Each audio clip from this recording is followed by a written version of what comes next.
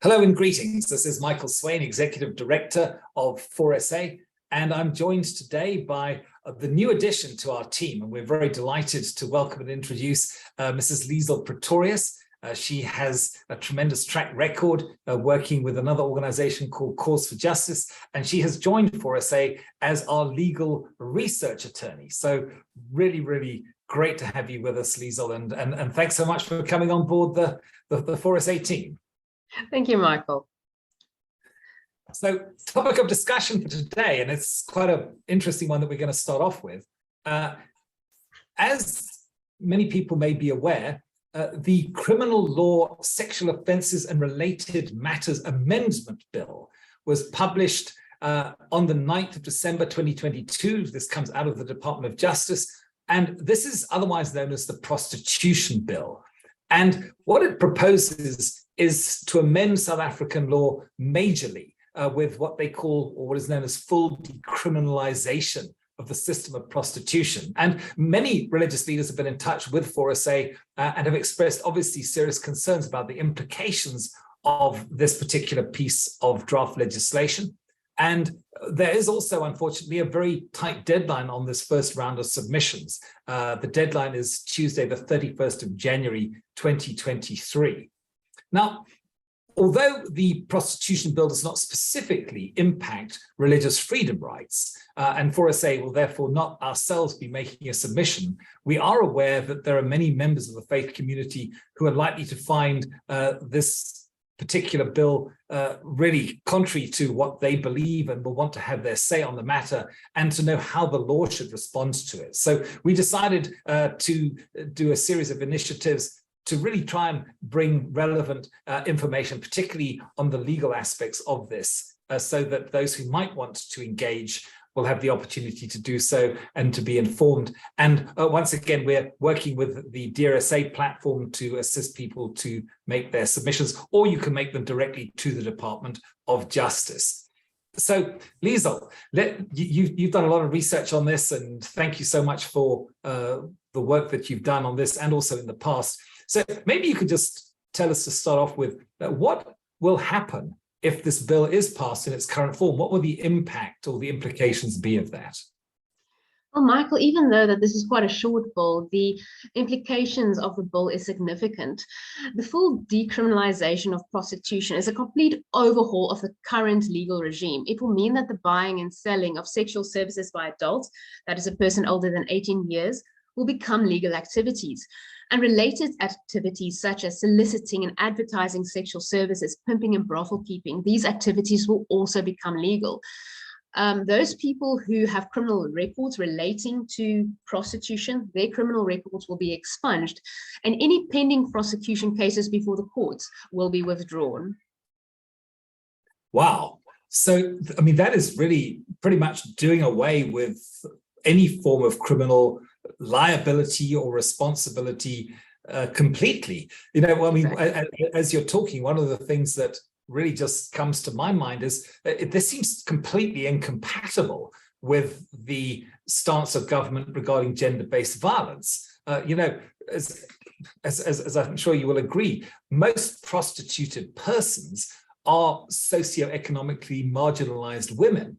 And what that means is basically that this whole system of prostitution preys on and exploits vulnerable women. So it would seem to me to be really probably one of the most egregious forms of gender-based violence. So it is quite remarkable and even bizarre for government to propose that it now literally legalizes prostitution, or for that matter, any form of sexual exploitation, because this was, I believe, seen to be totally irreconcilable with their commitment to end gender-based violence. I mean, you know, we have literally Violence Against Women Month. We have the president, even in the height of COVID, basically saying, well, you know, let's not worry too much about that. Let's rather talk about gender-based violence. And yet here we are with the Department of Justice proposing that this basically is now completely decriminalized. So maybe, Liesl, help us to give some context to this from a legal point of view. You know, what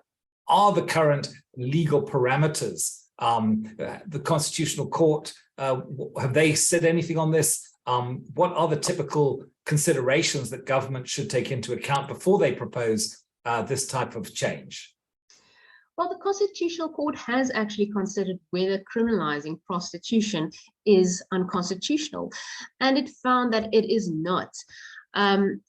What the court found is what prostitution actually does, the act of prostitution, it is that act which infringes the inherent human dignity of the prostituted person because it commodifies their body, and this is opposed to the inherent human dignity that the Constitution ascribes to the body. So that's an important point. Fully criminalizing prostitution or related activities, it is a constitutional response.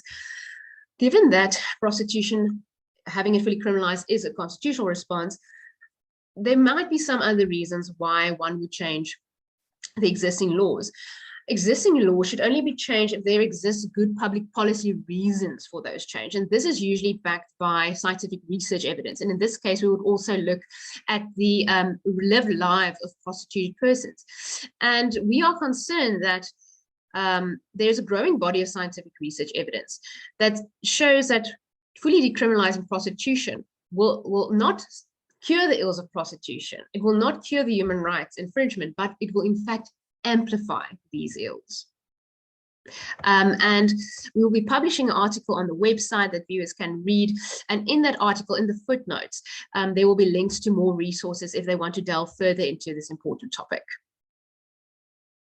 Yeah, it really is, as I say, quite a remarkable departure. One of the things that we've also been aware of is that the Department of Justice, who, as I said, have introduced this bill, actually commissioned the South African Law Reform Commission, who are a kind of a research service branch of government, to look into the whole area of prostitution and to see whether or not, or how perhaps this should be dealt with differently in terms of South African law. And they produced in 2015 a 485-page report. I mean, this was not something that was just an incidental, entitled Report on Adult Prostitution. And one of the things that struck me when I was looking at this was a particular quote from this report, which says, the Commission has concluded, so this is in their conclusions after all their research, that changing the legislative framework could create an extremely dangerous cultural shift juxtaposed against high numbers of sexual crimes already committed against women. And it went on to say women would be considered even more expendable than at present if this whole area was decriminalized. So again, just quite extraordinary that governments seem to be going against the findings of the very commission that they asked to make recommendations and against their conclusions. So again, very, very extraordinary actions here.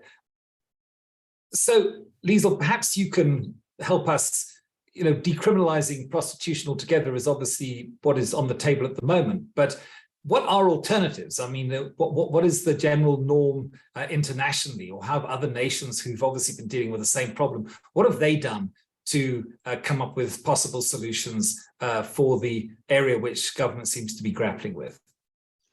Michael, there definitely are alternatives to the full decriminalization of prostitution. One model that has seen some success and even considerable success in some jurisdictions, especially in Scandinavian countries, is the so-called Nordic or equality model. And what this model does is it decriminalizes the actions of the prostituted person. So that's why it's referred to as partial decriminalization. So what this model does is it recognizes that the person in prostitution is being exploited and they're actually a victim. They're in the system of prostitution not because it is a real choice. And it holds those who exploits these people accountable. So that's definitely the alternative. And there are also additional legislative means that are viable options to explore, such as effectively tackling the demand for sexual services and providing persons who are marginalized socioeconomically with viable alternative options to earn a living that will help them exit the system of prostitution or not enter it in the first place.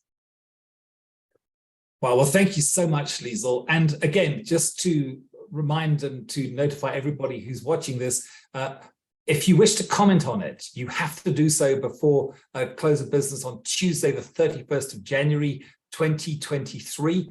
We do have a link on the 4SA website. You can look at the slider at the top of the image and you can click on that and go straight through to the Dear SA platform. Or there's a link if you want to get an email address to connect directly and to send your response directly to the Department of Justice.